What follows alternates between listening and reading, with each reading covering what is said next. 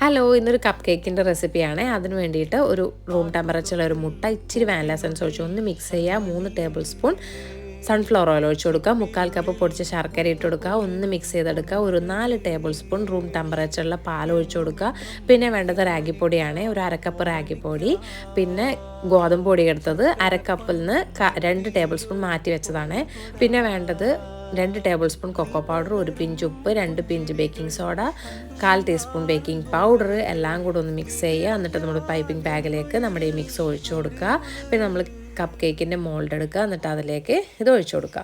എന്നിട്ട് നമ്മൾ pre heat ചെയ്ത പാത്രത്തിലേക്ക് ഇത് വെച്ച് കൊടുക്കുക. ഈ പാത്രത്തിൻ്റെ അടിയിൽ ഞാനൊരു അടപ്പും കൂടെ വെച്ച് കൊടുത്തിട്ടുണ്ട്.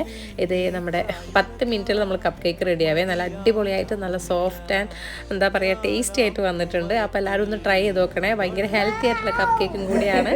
അപ്പോൾ ഒന്ന് ട്രൈ ചെയ്തിട്ടൊന്ന് അഭിപ്രായം പറയണേ. അപ്പോൾ ചെറിയ ആൾ പറഞ്ഞിട്ട് ഉണ്ടാക്കിയതാട്ടോ. അപ്പോൾ ആൾക്ക് നല്ല ഇഷ്ടമായി.